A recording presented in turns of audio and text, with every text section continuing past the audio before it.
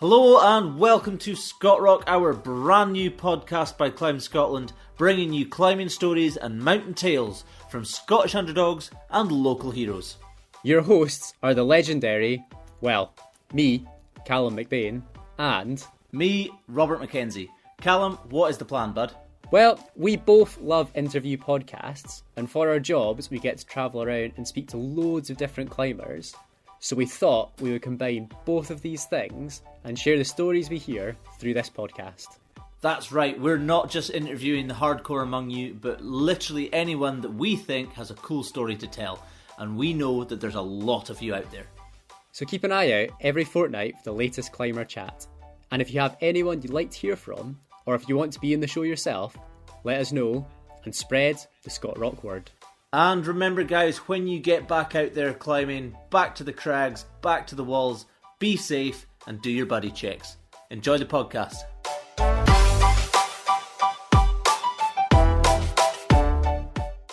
Hey everyone, Calum here, back with episode 5 of the Scot Rock podcast. If you've made it this far and me and Robert haven't bored you to death yet, well, that bodes quite well for us, because maybe that means that the powers that be at Climb Scotland HQ might let us continue our interviewing spree so we can bring more stories to you. So today we've got Sophie Moodie on the show. Now, I met Sophie maybe 3 or 4 years ago, and at that time she was one of those super strong TCA youth squad kids. You know how it is. You've been projecting that black sloper problem for nearly 3 weeks now, and some kid from the youth squad just comes up and casually flashes it as part of their warm-up. You try to act cool, but really, I went home and cried into a pillow whilst ripping up my elaborate training programme. But seriously, Sophie is super nice. She's been involved in the comp scene for ages, and then later giving something back by being a coach. And now she's turned to the dark side of trad climbing. Oddly, in this interview, I found out that me and a friend had actually taken Sophie up her first trad route a couple of years ago. Thankfully, she didn't learn too much from us and has actually taken a pretty sensible approach to pushing her trad grade. Definitely avoiding that classic sketchy university trad climber stereotype. There's some good chat throughout this interview. A bit about Sophie's background as a gymnast before talking about her shift into trad climbing, with the icing on the proverbial interview cake being a little look into her own thoughts about the fear of failure. Just a wee note, this was before we were trusted with expensive microphones, so the quality isn't excellent, but do bear with us. Grab a brew, sit down and enjoy. Tell me a little bit about, was there like a moment when you first tried climbing that was like the spark and you were like, I really like this is kind of what I want to keep on doing? So, spark when I really got into climbing would have happened a little bit later on after the first few experiences. So I'm lucky enough that my dad's climbed pretty much regularly since he was at university, and it was something that we'd go and do occasionally as a family. So we'd tend to GCC, the five of us, and climb together. But at that point I was doing lots of other sports. Kind of gymnastics was the main one for me. It wasn't till years later when I actually stopped gymnastics and taken out a time out from sports. And me and my dad just happened to pop into TCA Glasgow for a session not long after the centre was built. Cool. And I think it was coming back into it after that I left the session, head to centre dad, and they're like, that's really cool, I'd really like to get into climbing more. And yeah, never looked back since. Oh, that's interesting. not left TCA since. Yeah. So it was almost maybe like, where did you climb before with your dad? Before TCA sort of opened up? GCC. So did you? Yeah, we went down a lot of the ropes. But my brother's just 2 years younger than me, so we'd have been at ages of like 8 and 10. So it was really good. It gave us an opportunity to then learn to belie each other. And, it was always quite good fun heading along. But it was the first time I'd really bouldered, would have been just after TCA was built. So yeah, it was like bouldering that kind of was like somehow sparked the interest more than maybe rope climbing at the time. I think so. It was also just the point I was at in my life, so I'd kind of stopped doing a lot of other sports, so there wasn't any other huge interest. Climbing had always been, so I'd always loved going along for sessions and doing it every now and again, but there had never really been time to add in something else.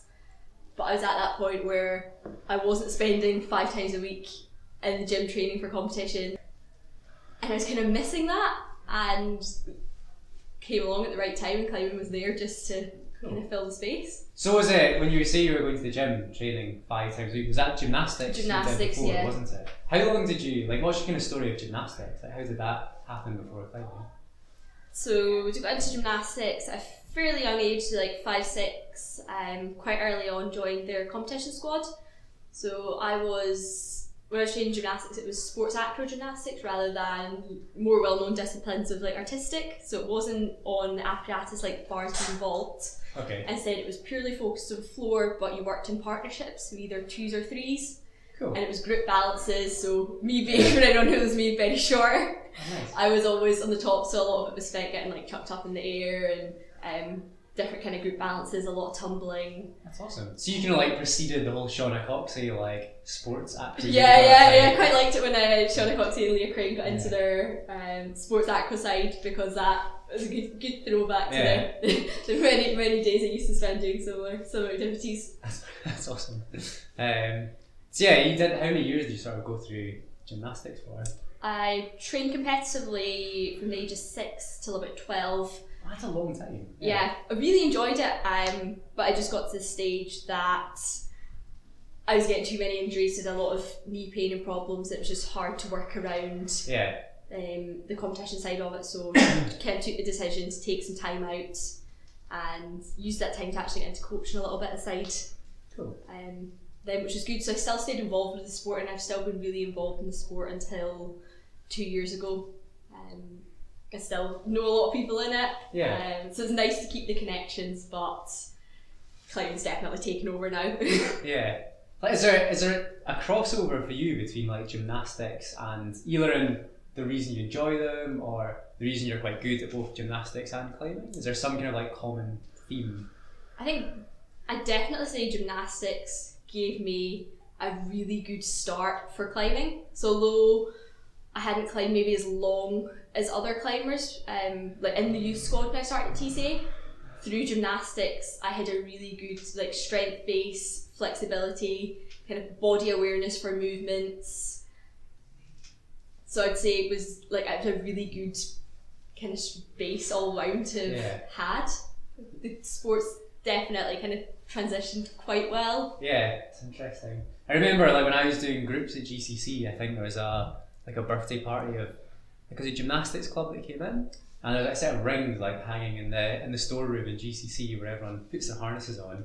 And being amazed at these 9-year-olds just smashing out muscle up after muscle up, and I was like, oh my god, they're so strong. It's unbelievable. And when they climbed, loads of them, compared to your average person coming in, they stepped on 6A and 6B and made it really, really easy. So there obviously is some kind of proprioception or base strength that comes through from doing gymnastics. Yeah, I always think gymnastics definitely, if you're going to do any sport before climbing, it's definitely one that just seems to give you a really good leg up. And even from coaching birthday parties or any groups in here when kids are in for the first time, you can usually pick out the gymnasts and the kids that have done a lot of sports, have been really active before. It's quite interesting. And the kids have played too much Call of Duty for too long. Yeah. That's interesting. So yeah, you got into climbing after sort of giving up gymnastics. What did your sort of climbing look after you kind of just started getting into it a bit more seriously when the TCA opened? How did you sort of go through that journey? So at that age I was really keen that I wasn't just going to go back to being something that I did occasionally. When I kind of started getting into climbing at GCC, I kind of decided with myself that I wanted to get into climbing, I wanted to train a lot, so be a climber. I joined the boulder club that was on at TCA on a Sunday, which is now the equivalent to the NIBAS award scheme that they run, and was part of that for a few months. It was maybe February time through to the start of the summer holidays, and during that time kind of got to know a lot of the coaches in here really well, and there'd been then opportunities to trial out for their youth squad, which kind of met and trained twice a week, and then did a bit more into the competition side of climbing, which I had up to that point no knowledge of. So in the summer holidays kind of opportunities came to join the youth squad, and that was it. I ended up spending a lot of time in here, and it's been great. That's awesome. So in the youth squad, what made the youth squad so What made you sort of keep coming back and really enjoy it? What was the kind of best aspect of the youth squad for you? I mean, the obvious things like the training was well set up and we all got to climb together, and the climbing side of it was really good, but more importantly I think there was a great group of people to climb with. Yeah. So some of my closest friends to this day were still some of the girls that I trained with in the youth squad, so there's a group of 4 of us that are really kind of close in age, and that was, it was great to have everyone in the youth squad there, but I met some really good people who were like really psyched on the same things, and it was the sort of groups that you then would come in at the weekends and we'd have our climbing sessions together, and climbing with people I think is always nicer than just climbing alone. It's more fun. It didn't really feel like training, having come from gymnastics. It was very much coach led, serious side, like this is a workout, you're doing this, get on with it, like high execution and everything. You were just coming along and having fun for 2 hours. Nice. It was always like you left at the end of a session and it didn't really matter as much how the climbing's gone, but you'd always had a really good time, but we were getting stronger and learning how to climb really well at the same time. Cool. That's really interesting actually. Like I think a lot of people I speak to, whether like you climb indoors or outdoors, like, it's almost the same thing. It's like people are more interested in like the other people, and the climbing is just a way of sort of like everyone getting together and doing stuff. I think that's unique about climbing, though. It's one of the most social sports out of everything I've tried. Like all training together. It's quite cool. It's nice because you get the crossover of everyone chats to each other, and it's such a friendly and helpful environment. You can come in for your first time and there'll be other people there who, like, without even needing to ask, you kind of know anyone's there to like give you a hand, or people will point out beta. And I come in here and like quite often can be in the centre for an hour or so before I get my shoes on, because you get distracted just saying hi to lots of different people, and sometimes it's people you've known for years, or sometimes it's someone that you maybe chatted to on one problem a few weeks ago and you've kind of not seen again since. So you definitely get to know a lot of faces, and it's really sociable side to it. I think that's my problem coming to TCA. Every time I come in I spend like an hour and a half chatting to people and like it's a slight downside when you want to train, but it's a great atmosphere and it's really nice to come in and just be able to have a good time chatting to people, and it's always nice and relaxing. Cool. So after your sort of days in the youth squad, you kind of went to uni and kind of went sort of into outdoor climbing. Is that kind of spurred by the same thing, by like the social element, or is it something different, or maybe you can kind of like talk about that? So even when I was in the youth squad, I'd kind of bouldered outdoors a little bit, but I hadn't really ventured into any other forms of climbing. I occasionally got on a rope to go sport climbing, but again, being a member of TCA, it was easier just to come in bouldering. Uni gave me an opportunity to kind of really get into climbing in a different way, and it was for the end of my first year at uni, and the Glasgow Uni Mountaineering Club run an annual trip up to Reef for 10 days. That's like an awesome place to have a trip. That's real good, one of the best ones done, and I kind of had a really busy first year of uni, and been along to a few meets and kind of knew a few of the really kind of psyched climbers in the club, but hadn't really been properly away. And kind of went up to Reef knowing that kind of got into a new side of climbing. They're all going out trad climbing. It's not a side of climbing I'd ever really thought about before. After 10 days in Reef, that was it. Really 10 days as well. That's awesome. Did you have any background in trad or anything before that, or was that kind of your first experience was going to Reef? And one of my first experiences kind of personally, but the kind of first I'd known about trad climbing was also Hazel Finlay. Oh, cool. So she was one of the climbers that I'd kind of known of since kind of started out climbing at TCA, but at that age I kind of looked at the things she was doing, you're thinking, that's mad, it's insane, it was something I didn't understand, the trad climbing side of things. I almost at that age didn't understand why you'd want to trad climb when you could climb bolted rock that was safer. Cool, yeah. I had a completely different perception of it. I think the first time I ever got on a trad route was when we were down in Northumberland. Oh, was that the trip? Really? Oh, wow. Yeah. And you and Tom took me up some really easy climb that was 2 pitches at Calum out. I sent it up after you guys. I can't remember. It's something like, it was something corner, like Klondike corner. I had the big like ledge in the middle. Yeah. I didn't have a clue what I was doing. I essentially just tied into the rope and followed you guys up. And that was my first ever trad route. I had no idea that was your first trad route for some reason. That's amazing though. I hadn't been up anything else at all until I got to Reef, and just kind of got there. I was really lucky that there was a few more experienced trad climbers in the group along the trip that I was quite friendly with, and they were really willing to kind of spend the time and show me the ropes. So spent a lot of time going around with a set of walnuts and just placing them into little cracks like ground level, and then following me around going, that one's okay, that one's good, that one's never going to hold you, and just learning the basics. So by the end of 10 days I'd been up a good number of routes, had a fantastic time. It was a great trip, a great group of people as well, so it was always just a quite chilled out time at the crag.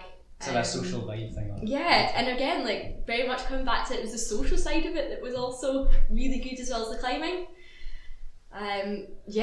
Essentially after that first 10 days I knew that was something I wanted to get into more. And being at uni now, it kind of suited me a little bit better. My kind of timetable was a lot more packed, and there wasn't as much time to be really training hard and making big gains in bouldering. But trad climbing was this new side of the sport that I could make loads of progress. Cool. So after the Reef trip, have you still been climbing outside, or is there other places you've went, or? I've been a good few trips since then. So sticking with the Mountaineering Club trips, they do a trip to the Alps every summer. Cool. So summer, that was just a few months after Reef, we went to the Écrins. French Alps, and it was great. Mainly multi-pitch sport climbing. Also did a few multi-pitch trad routes out there, so that was really interesting. That was the first experience getting on multi-pitch routes. Which was a big learning curve at the start of the trip, but by the end of those 2 weeks, like we'd racked up a great number of climbs, and that's a whole different ball game. And it was less about the individual climbing moves, which is an important side for bouldering. I always think that's what you get fixated on. It was more about like the full experience. Same again, went to Reef the next year, and then Alps trip again. The second time round we went out to Val di Mello in the Italian Alps. That's like it's like granite crack climbing, isn't it? It's like big walls. Also really famous area for bouldering. They run the Mello Blocco outdoor bouldering club. I think it rings a bell. I don't think they've run it the last few years, but I think Chris Sharma used to be quite heavily involved. He used to take part quite a bit. Did you climb? So I went to the Écrins. It wasn't a uni club trip. It was, I think, just like a group of friends. Did you climb the fissure? The fissure, that was the one trad route we did. I remember having a total. I didn't quite have an epic on it, but we came down really late. For some reason, my people were trying to phone me, and they looked at my duffel bag that was in the tent, and for some stupid reason, it's got like a little tag that says, your name and your address in case like your luggage gets lost at the airport. So I wrote my name and I wrote my address, and for some reason I totally blanked and wrote my mum's phone number at the time.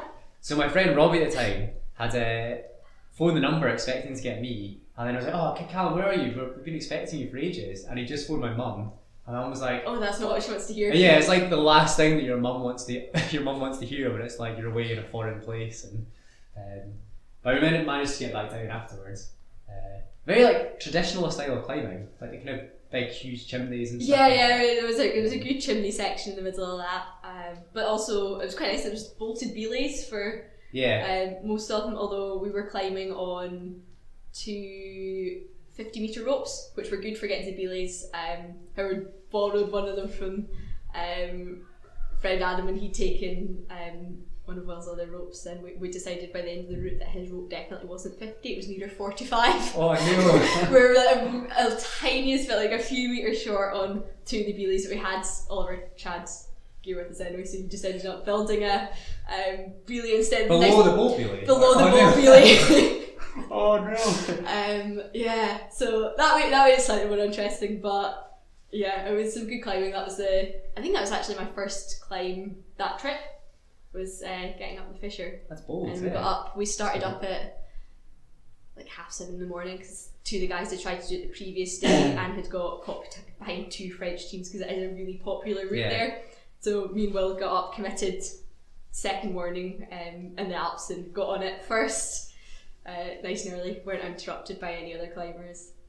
But yeah, there's something quite incredible about being just alone on the piece of rock. If you're out in a big trad multi-pitch, there's only so long you can see your climber for. Yeah. And you're just kind of alone, feeling out, kind of feeling the rope, trying to suss what's going on, surrounded by some of the most amazing scenery. Yeah.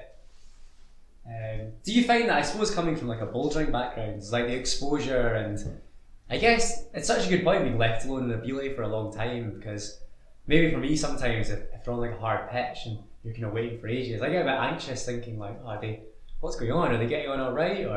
But did you find like that aspect of it like a pretty like smooth transition, or? I'd say so, actually. So up to this point with trad climbing, I've not found a climb that I've like really been bothered by the exposure in any way. I feel like I'm kind of still waiting to get on that route one day and go, oh my goodness, what am I on? But no, actually, yeah, considering that like the height of boulders and what you usually go to, and then all of a sudden jumping on 10 pitch long trad route is very different. But again, like, it's one of the unique things about the sport. There's so many different ways to enjoy it. Like, you don't need to be the strongest, most psyched boulderer. You can go up and kind of climb at a really easy level and go to some amazing places, but you can experience all of that at the same time, and even sometimes within the same trip. Yeah. I think it caters to a lot of different people. Yeah. Whenever you get injured as well, there's always like another avenue you can move into.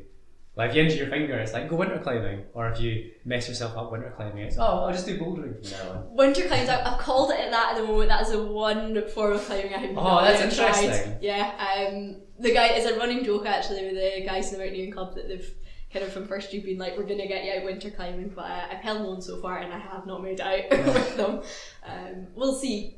At this moment in time, it's not a side that appeals to me yet. Cool. But then when I started bouldering, trad climbing wasn't something I considered, so who knows where it'll go in the future.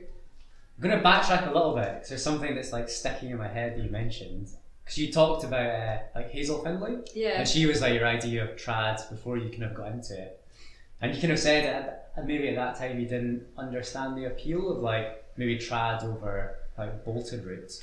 So has that kind of changed now? Is it, or what kind of like sparked, what is the appeal for you of climbing on trad over bouldering, or maybe sport routes or something like a bit safer? This maybe plays into the winter climbing question as well. Yeah. Oh. That's a big one. So. Yeah, it is. I think from watching videos of Hazel Findlay at a young age and taking massive whips on like some insanely hard climbs, you're trying to watching gear rip out and thinking, oh my goodness, that is utterly terrifying. And at that point, I'd maybe just started lead climbing and like taking falls on leads, like knowing that the clips and everything were safe. It was scary, and to think that... Was this on sport route or indoors route? Indoors, so just indoors. And thinking, that's scary, and you're still trusting so much with that to think, right, you're placing your own protection, and even the idea of placing gear, didn't have any real idea about at that stage.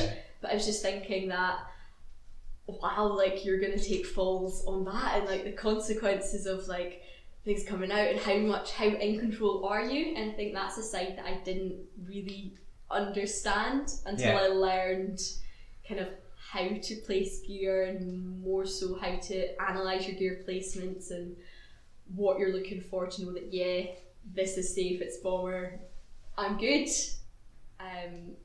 So I think a lot of it was like the knowledge and the technical side of it, that once I gained the skill, it was all of a sudden like, I know when it's safe and I know when I'm in control. But then obviously there's the ethics side of it as well. And in the UK we definitely have very strong trad climbing ethics.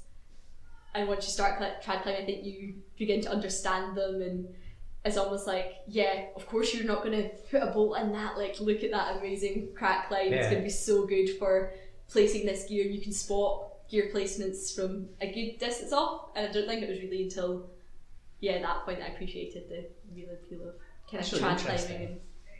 So I suppose like that it was just maybe thinking it was more risky than it actually was kind of maybe a bit of a barrier. Yeah, I think that's a big side of climbing as well, is that it can be as risky as you make it, but at the end of the day you are in control. You need to be aware of the risks, but you're also aware of when you're safe and what are your limitations and when do you push it. So it's kind of just finding out, no, actually on this ground here I'm really comfortable and I'm learning to lead and place gear on a climb that I am like really confident and really sure that I'm not falling off of, but I'm also focused. And interesting point as well, to kind of stay with the same theme but chat about Hazel Finlay again, is she does a lot of kind of work into like the flow state and like the flow state in climbing. I would say one of the first times like I ever really noticed myself getting into flow state was the first reef trip, and it would have been one of the last few days. It was an E1 corner climb that I belayed one of my friends up, and I kind of eyed it up and it was looking really possible, but also I'd been trad climbing for 5 days or so and I didn't really know where my limits were yet, and I was still testing it out, and I was really conscious I was testing it out gradually and I wasn't just gonna jump on stuff. But no, like racked up, it was a really short route, so suits me as a boulderer. Racked up with only the gear that I needed, so I wasn't faffing about. Cool. Had the exact nut that I needed ready, with a quick draw on it and everything. And I went up that, and just from the moment that I kind of chopped my hands and stepped onto the rock, I remember just being so focused, and it was a really flat corner climb, so there wasn't really any footholds. Cool. Kind of flat surface at both sides, so it was even just like the tiniest little adjustments. I remember kind of getting most of the way up and kind of placed the 2 bits of gear, and it's good. Then kind of came up to the last move and there was absolutely nothing for your feet, and the top's still quite a bit away, and I knew I was going to have to kind of do quite a big move to reach up to a good lip. Cool. But your feet are like, there was no edges, it was like super flat, and it was like the tiniest little movements. I don't think I've ever been like so aware of my body movement, down to like the tiniest micro adjustments of making sure like the tiny micro adjustment and you just go, that feels good. But yeah, I think that's the most focused I've ever felt on an individual route. Just like the entire time, like you weren't putting effort in to stay focused, you weren't, like you just kind of moved through it, but with a level of awareness that I don't think I'd really noticed on anything else. Yeah. And got to top of that, I was really psyched for having climbed it, but also that like how good it had felt and how kind of zoned in that I was just to like being in that moment on that climb. And like every hold. So have you had that, like, I suppose that kind of same experience since then, or anything else, or like other routes or anything, or is that just like the standout? I feel like that stands out the most because it was definitely one of the first times that kind of really got into a good flow state. Is that including, like, I suppose, like bouldering inside and doing routes? Did you like not maybe experienced it as much? I feel like the difference with bouldering inside is because very often you're in kind of loud climbing gym and there's lots of people out, you're chatting to your friends, and very often you'll be halfway up a wall and someone's chatting away behind your back and you're having a conversation or a laugh with them up on the wall. I don't know if I'd like focus in them the same way, or I'm not as aware, but being on like a sea cliff up in kind of a really kind of quite remote area, like very few people about, and it just I think it was something about the environment as well. It was just like really kind of quiet and calm. I don't know, quite different to indoors. I think there have been climbs that you do think, oh, I was really focused on that when I came down, it felt great, but I think it was maybe because it was the kind of first time it was then also experienced being trad climbing. That's always one that's definitely stood out more than anything else. But yeah, I find if people feel like a really hard boulder ascent, you will often just like, everyone's got their own way of just like kind of focusing, zoning in, where you know that you really need to be aware in every movement. Yeah. But often it's for such a short space of time bouldering, whereas doing a trad route, you're always on it for a little bit longer. And quite often you'll at least get to one point where you have kind of a slight lapse of concentration, you maybe turn around and have a look at something else, or kind of take in the view a little bit, and maybe aren't like fully focused the whole time. That's interesting. I think I've had much the same, but I've definitely had that sort of experience in trad, but never inside, I don't think, and maybe not so often in sport climbing, which kind of makes me wonder if it's like, can you only get into that state if there's like a bit of a risk involved? Maybe it's like the risk that, like when you were leading your trad route, if you mess something up, like you could hurt yourself. Is that kind of what like makes your mind go into like the laser focus sort of?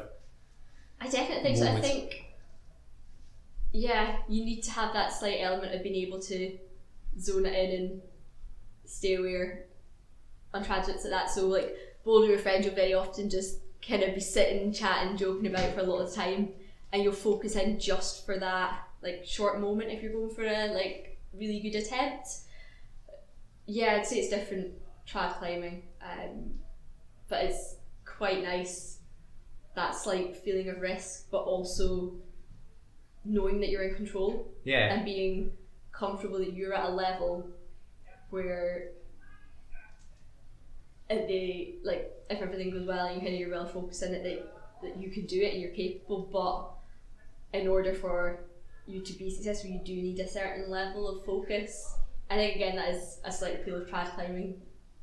The focus needed's different than the focus like boulder, where it's just about pulling really hard. It's often not about the climbing moves. It's about and I found this hard when I was getting into trad climbing because I'm so used to bouldering, and bouldering's all about spotting the handholds and footholds, spotting how you're gripping them, what direction your body's moving, and kind of analysing the movement side of things. And from flipping from that to then just looking for the gear placements kind of thing, forgetting about the holds in the climbing, that does its own thing and it kind of ends up, it just comes when you're moving. But focusing on the gear and the how many, if you're kind of trad climbing in 2 ropes, am I protected on both ropes? Where was my last gear placement? Can I spot the next one? Are you keeping yourself and your belier safe at all times? When you set up a belie, is it set up best that your partner can come up to the belie and then also move off of it? Are you changing over? Do you want it kind of set up with slings or ropes? There's a completely different mindset towards it. It's quite different. But I think it's funny. I always think that's the reason you get loads of doctors and engineers that really like trad climbing, because it's like there's so much technical stuff going on, and their minds must just be like totally buzzing getting through all this stuff. I suppose another interesting question is, do you see yourself like, because that was your first E1, wasn't it? That you were talking about. Can you see yourself like maybe upping the risk slightly more until, I mean, maybe getting to like that sort of like Hazel Finlay huge whips on, that's maybe like a bit of a far example, I think that's shooting for the stars a little bit there. But I think coming in from a bouldering point of view and knowing that physically I was strong enough to do the routes, I was very aware that I didn't want to push the difficulty level higher than my technical capability, because that was starting from ground zero. But as I gain a bit more trad experience, it's definitely something that I still want to continue to build up, but I don't want to just, I'm not at the stage where I feel I want to just jump on harder stuff. I still want to suss out and become comfortable at levels. So I'm now like really comfortable leading any of kind of HVS E1 routes that I've been on, kind of quite happy just jumping on site in them if I've had a good look at them beforehand. I think it suits. And I've on site a good number of E2s as well. Not been on anything harder on lead yet, and I think if I was beginning to push grade, it would have to be a climb that I maybe knew a little bit about, or I kind of had a rough idea of, is this going to suit my style? How good's the gear on it? Someone's climbed it before quite often. Try and get any tips about any good gear placements for them. So crazy on sites aren't quite there yet, but I got a bit more experience, and I would like to continue to push my grade, but I would like to continue doing it kind of gradually and not ending up really out of my comfort zone and maybe a situation that I can't even turn around and walk away. I'm not sure what to be here. Yeah. So it's an interesting one. I always think like for an indoor climber, especially like someone like you that's come from bouldering, like almost like HBS and E1 can be like, they can feel like really hard grades because quite often they're put up in a style that's not very indoorsy. Like they tend to be like vertical or like just off vertical and really technical. And it's actually when you get into like E3, E4, the climbing becomes more like, I suppose what you call like modern, where it's like really steep and the holds are actually quite big. But like sort of old boys weren't very good at climbing like steep routes. So it's almost like weird, you almost like flip round, and then if you find the right routes that are harder, they're almost easier than these like sandbaggy. I do think it is all about finding the right routes. There was this thing, I was going to message you last night, but I totally forgot. Because I stole it off another podcast, where you like get someone to bring in like one object like that means something to them in relation to like climbing or whatever. It was actually it was a book related podcast I heard this on, and they get people to bring it in. I was going to ask you to do that, but then I forgot. But if you were going to bring something in, what would it have been? Just anything like related to climbing that's had like the most impact on you. That's a hard one. So I still got so one of the E1s in that first trip to Reef, there was an in situ red micronut that we managed to get out.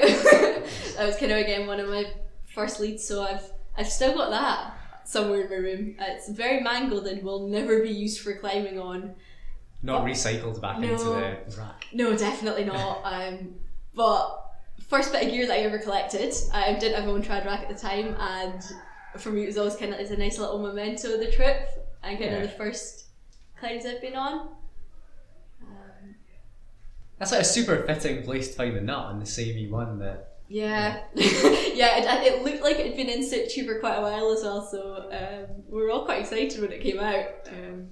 But yeah, it's a bit worse for wear, but it's quite a nice memento to have, because that was pretty much from like first experiences trad climbing. That's the first time I'd really got into another side of the sport that wasn't just wasn't about bouldering. It wasn't about the kind of try hard in the same way. I think trad climbing's not so much about the physical game, it's a little bit more about upping your mental game, which I find really interesting because bouldering wise it's something that I had struggled with in the past, so I was always kind of a bit wary about where my mental game with trad climbing was going to go.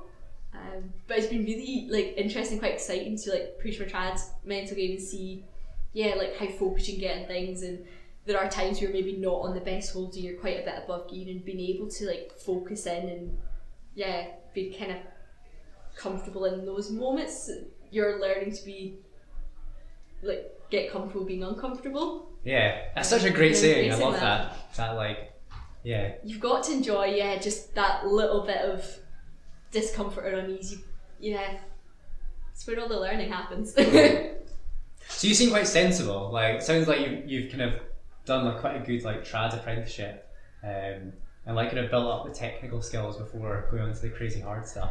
Which I think there's probably a fair few like uni students that aren't very good at doing that. And probably are really good sport climbers and boulderers and go straight into like the deep end. I think it is as well, like it's the kind of rep that uni trad climbers get, and I was very keen to move away from that and not go down that route.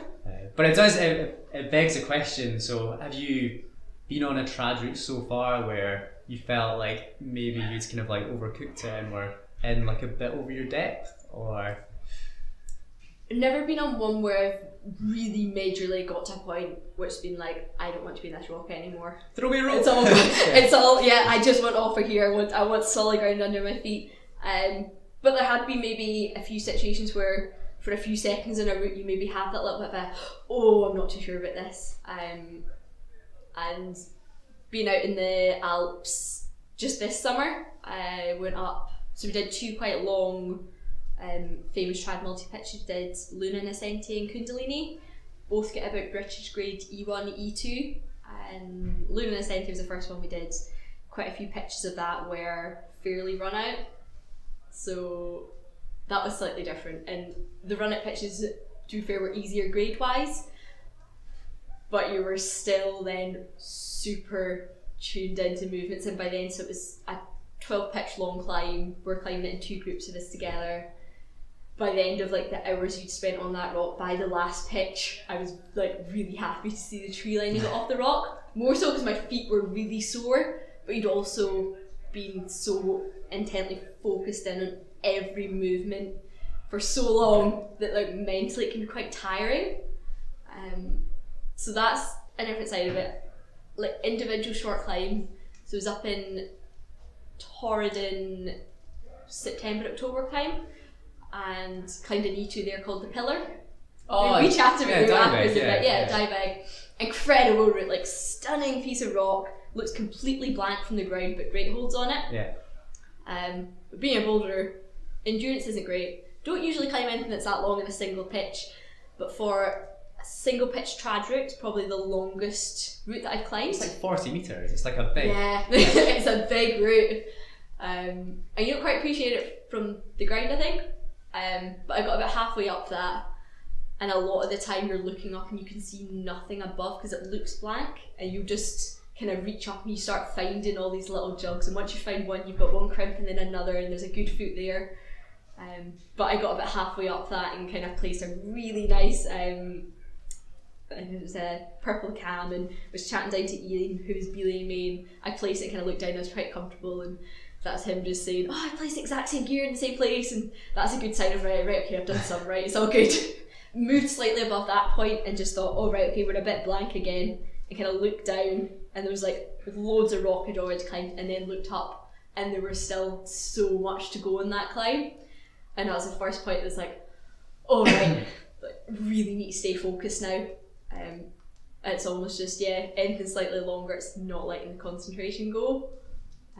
But for like climbing moves on that, it was an incredible route, but about 3/4 of the way up, it was like almost getting to the point of, alright, okay, this has been really good, but it's also like quite hard to like find and place gear in some bits here. Yeah. And I'm getting to the point like I'm quite happy to like top this out anytime soon.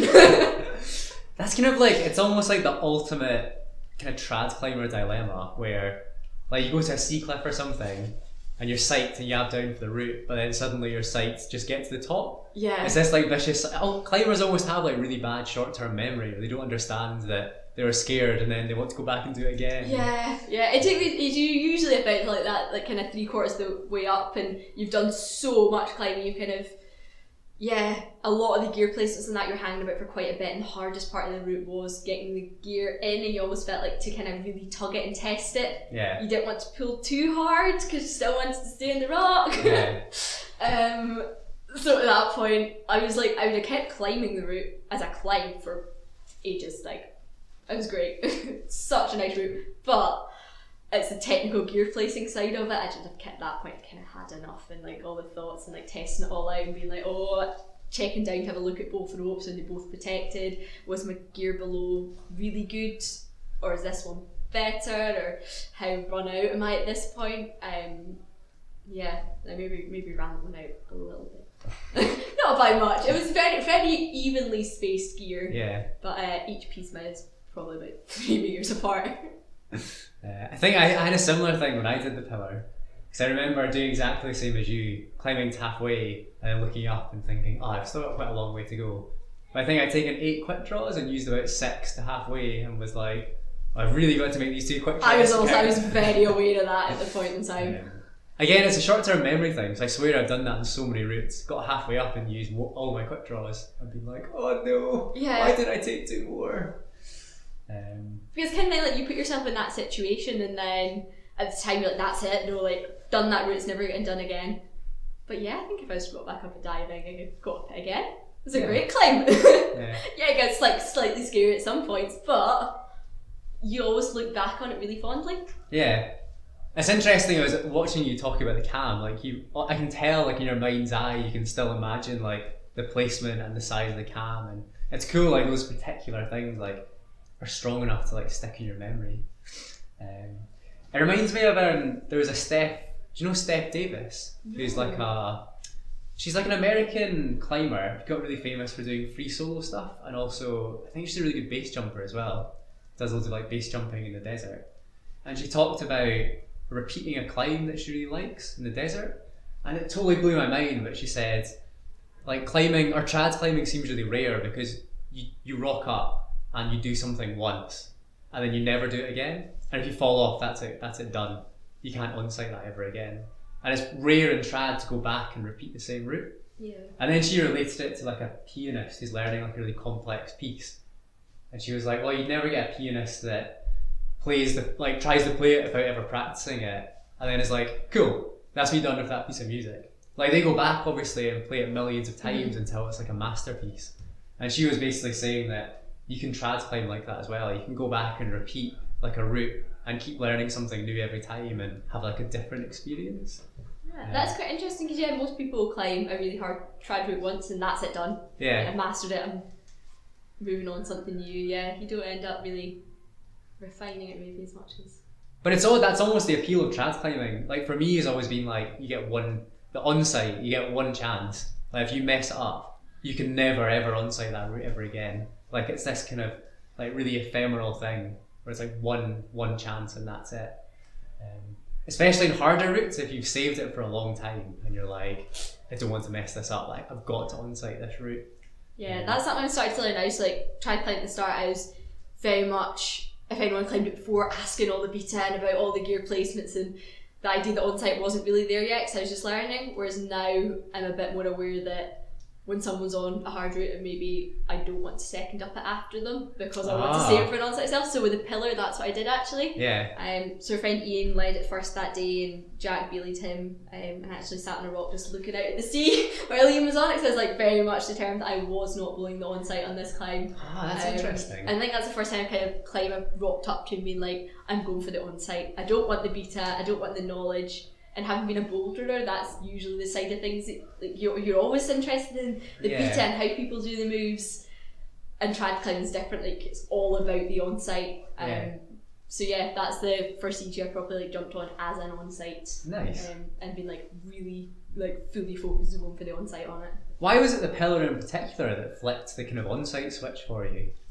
I think it was just the point I was at in trad climbing. So by that point I'd gained a lot more experience. I had been up a good number of other E2s over previous trips and kind of the months leading up to that. I'd climbed a few climbs already. That trip we were heading out to Diabaig to do the pillar, and just kind of being a bit more aware of trad climbing and my own ability at that point.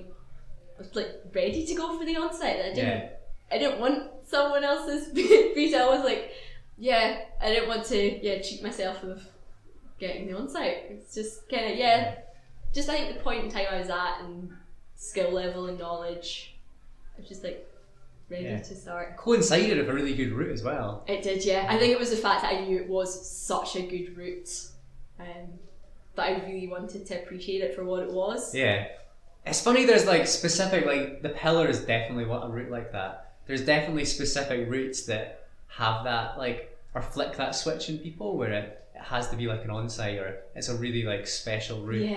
I got actually to, I think it was maybe just before I jumped on the climb, so Ian came down and turned around to me and went, it's not a climb, it's a journey. And it didn't make any sense, so I looked at him and was like, nice. That's so cheesy. So cheesy. I got to the top of that climb and went, because by about 3/4 of the way up, you've done so much climbing that you're like, I'm ready for this climb. The climb's done, but there's more, and it was more than just a really good climb.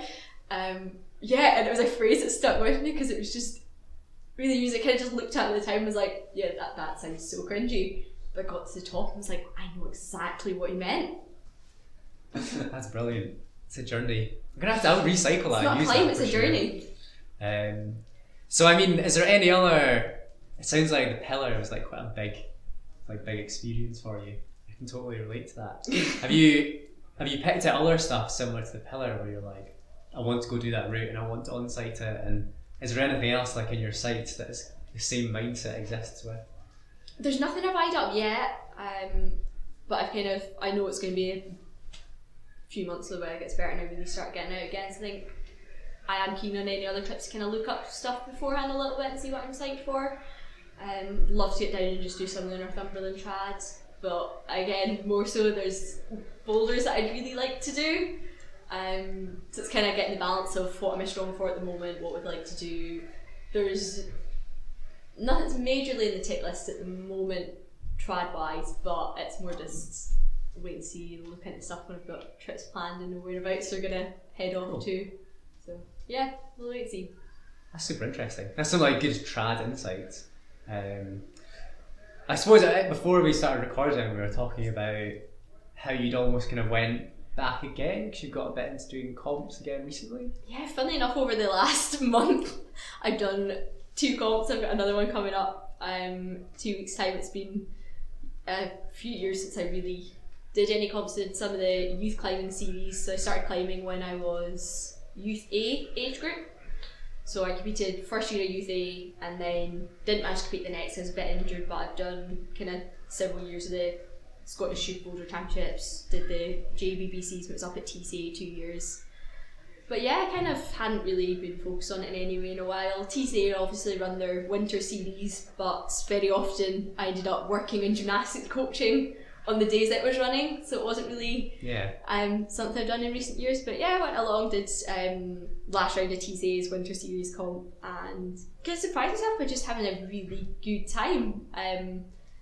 Not getting kind of so caught up in the attempts that you drop, but more just focusing, kind of enjoying the climbing, having fun. And I was along just last Saturday, Eden Rock, for the Scottish students climbing comp. They were running along with the winter series at Eden Rock as well.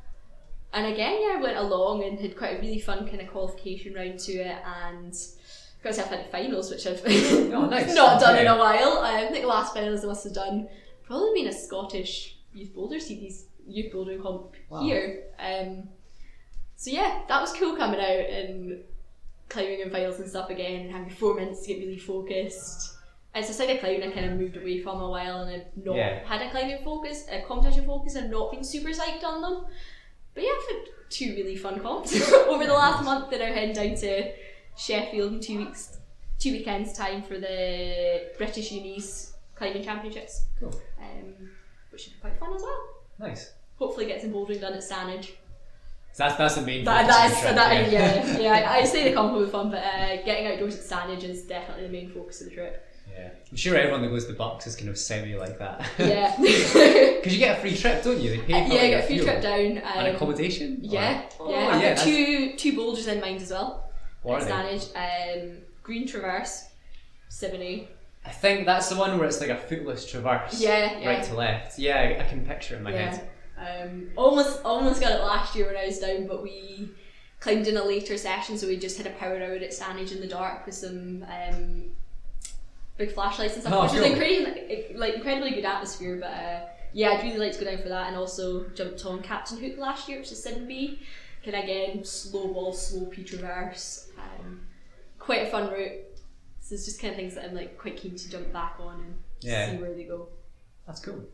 Just there's one thing I was going to backtrack to that I thought was quite interesting, because you said you got into comps when you were in Youth A, wasn't it? Yeah. Yeah. That's like, seem like it's quite unusual, I think. I don't think many girls that age tend to go back into comps. Yeah. Like from my experience, you see a lot of kids that come up from like Youth D and Youth C, and then some will stay around until that age, but quite a lot drop out. And it's even rarer seeing someone come in at that point. Yeah. So that's just, I don't know, have you got any thoughts on that? It's quite interesting. I don't think I'd really appreciated that at the time, but from seeing it now from a coaching side of point of view, that is like very often the time you kind of see the kids drop out of the comp climbing side of things and start just maybe socially climbing with friends instead.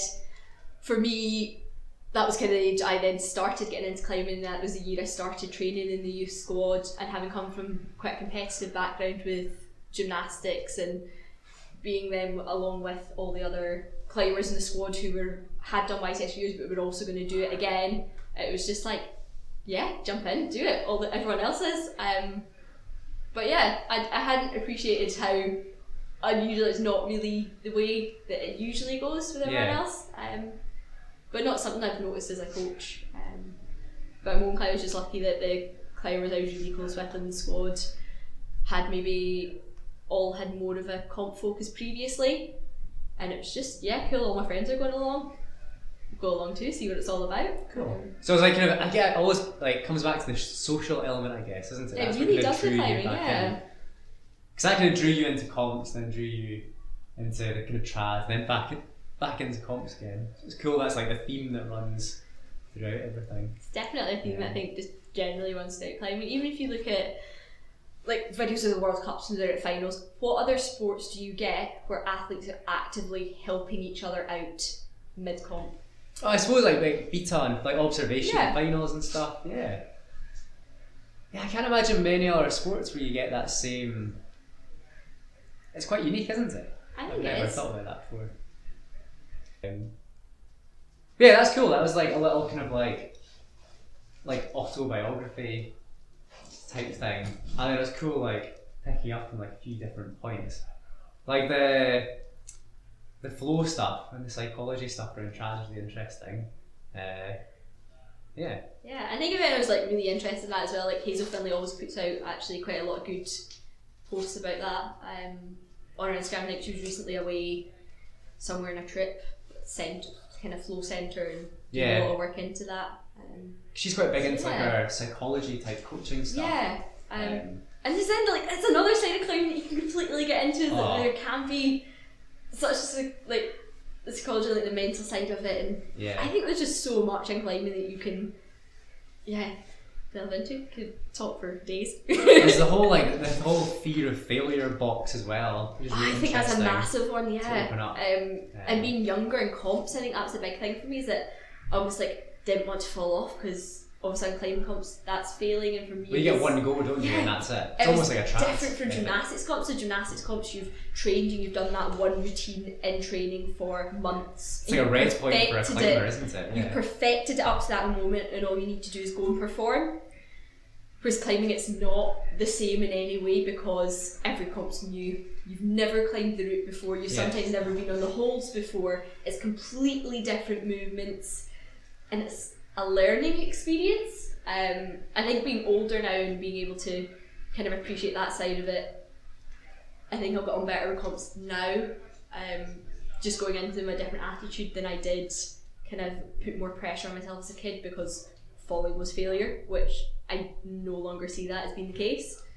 It's a learning process, and you gain a lot more from the attempts that you fall off and learning how to change your body movements and how to analyse things.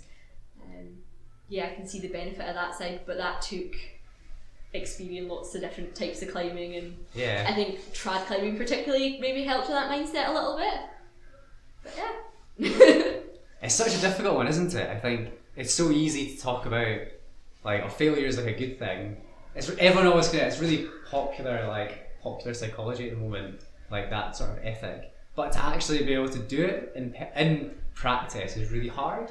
Like to fall off something and to not at least a little bit feel upset, or like that you've not done as well as you'd hope, to turn into something positive. I think for me that's always been a bit of a struggle, is being good at doing that. Even though like in my head, like I'll speak to kids and like be like, failure's really good, but like actually putting it into practice is like super, super difficult. 100%. It's hard to put into practice, and I don't know how long I spent coaching mentality to kids of fall off and failure and it's great, but didn't really apply that to myself. And it's taken a long time to actually appreciate, I see the benefit of this learning process and of things, of having to struggle to get to the end result. And completely unrelated to climbing, I don't think it really, like, climbing's helped show me that. But I think for me, like, the light bulb moment for that was when I applied to uni first time round, and I applied to dentistry, went through all the interviews, and then didn't get an offer.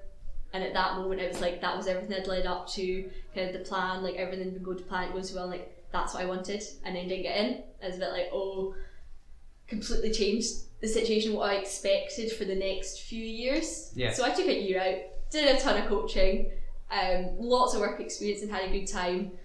And I kind of went into the interviews with a different mentality of almost, I really want this and I'm going to fight for it. So when I got in the second time round, and after spending a year out, I'd gained a lot of confidence just working with different groups of people, and I'd done, I think, especially a lot of coaching work had helped with that. I'd also had time to spend a full year focusing on my own climbing, which was really nice. But yeah, getting in a second time round, I appreciated it more. So when uni course got hard over the last few years, you think, no, I fought to be here and I want to be here. And although that failure, and it was failure at the time for me, getting rejected, like, was utterly heartbreaking, that's what really upset me at the time, I'm so thankful that that happened. Because in the annoying way that everyone always says, everything happens for a reason. And everyone said that at the time. And that's the last thing you want to hear, because it's not what you want, it's not what was the plan was happening. Shut up, Mom, I don't care. But yeah, it took that year out and starting uni for me to be like, that couldn't have worked out any better.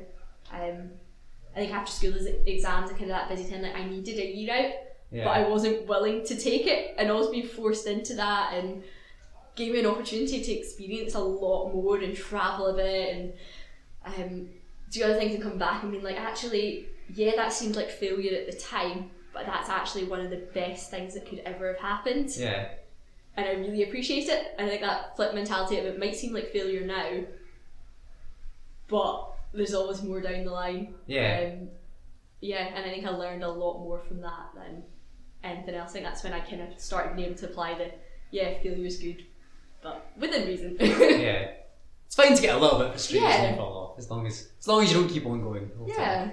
But it's a balance, and everyone kind of needs to work out their own balance. I think that can be quite difficult, and it takes a while, and it's not something that you should expect to just be okay with overnight. But it's a conscious process. Yeah. It's kind of ugly as well, isn't it? I suppose it's not like a nice process, but you kind of just have to go through the motions and... Yeah, it's worth it afterwards, but none of it seems like it's worth it at the time. Yeah.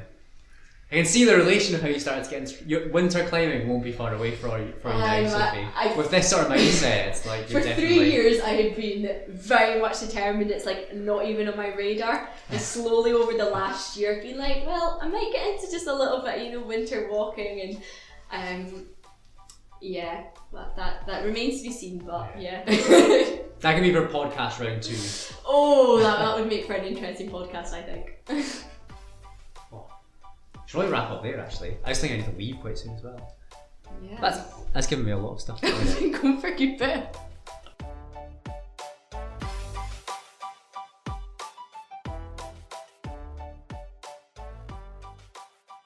Thanks again to Sophie for being on the show. As always, spread the Scott Rock word. If you want to be in the show, just get in touch. I was going to say, remember your buddy checks, but maybe more appropriate now is make sure to get a boulder pad underneath your kitchen worktop for any traversing. Don't be that person that turns up at A&E with a broken ankle during a pandemic.